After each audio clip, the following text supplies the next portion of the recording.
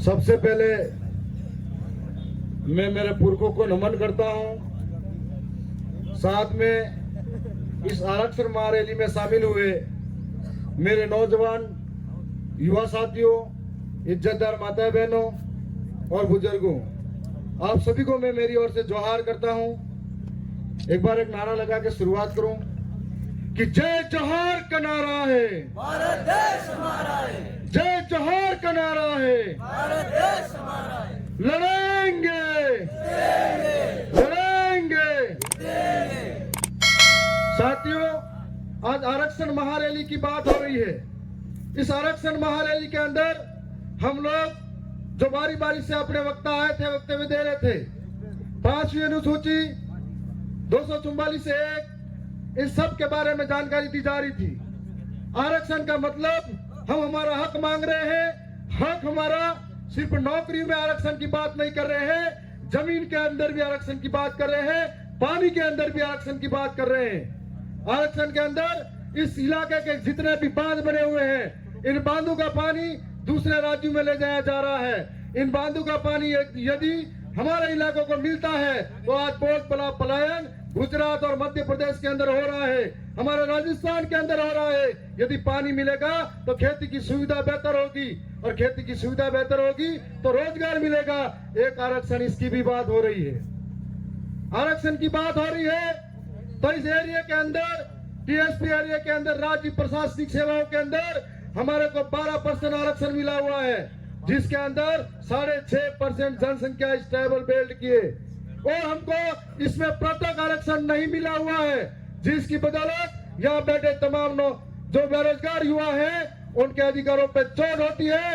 और हर बार आरएस भर्ती के अंदर, चाहे वो 5 बार लगातार की आरएस भर्ती के अंदर हमारे साथ सबसे बड़ा कुटाराघात हुआ, और हम लोगों का एक एक व्यक्ति आज तक सिलेक्ट हुआ। यदि आरक्षण के हिसाब से होता, हम लोगों की नौकरियां कोई और नहीं खाता, तो हमारे 100 लोग कलेक्टर बनते, डीएम बनते, एसडीएम बनते, थानेदार बनते, तहसीलदार बनते। तो इसकी पैरवी नहीं हो पाई। और साथ ही आज नौजवानों के साथ में सबसे बड़ी मांग है, यहाँ से जितनी भी भर्ती होती है, हम लोग आर्थिक रूप से कमजोर हैं, इतने सक्षम नहीं है कि जो अमीरों के बच्चे हैं उनसे मुकाबला कर पाए। हमारे सामने सुबह उठ के घर का काम संभालते हैं, फिर तैयारी करते हैं, स्कूल जाते हैं, और कंपटीशन के अंदर हम लोग इतने मुकाबला बड़े लोगों से नहीं कर पाते हैं। तब हमारे सामने क्राइटेरिया लगा दिया जाता है कि इस भर्ती के अंदर 35% आरक्षण का प्रावधान होगा, और 35% आरक्षण के अंदर जिस दिन से क्राइटेरिया लगाया उस दिन से कई सारे भर्ती के अंदर पद खाली पड़े हुए हैं हमारे नौजवानों के लिए। इस बात को कोई बोलने के लिए तैयार नहीं है, क्योंकि उन लोगों को डर लगता है इस बात को बोलेंगे तो हमारी टिकट कटेगी। आज आप सब और हम सब को जरूरत इसीलिए है कि लोकतंत्र के अंदर हम लोग हमारी आवाज को कई तरीके से संसद के अंदर भी रख सकते हैं, सरकारों तक पहुंचा सकते हैं। उसका एक जरिया है हम सड़कों पे आंदोलन करें, उसका एक जरिया है हम ज्ञापन दें, और उसका एक जरिया यह भी है हमारा व्यक्ति जिताकर लोकतंत्र की सर्वोच्च जो संस्था है विधानसभा और संसद सभा के अंदर भेजे, जो हमारी पैरवी कर सके। लेकिन आज तक ऐसा हुआ नहीं। जो लोग यहाँ से जीत कर गए खुद मालामाल हो गए। जब E&D का बय आया तब वो मालामाल दूसरी तरफ चले गए, भ्रष्टाचारी जोड़ो पार्टी में शामिल होने लग गए।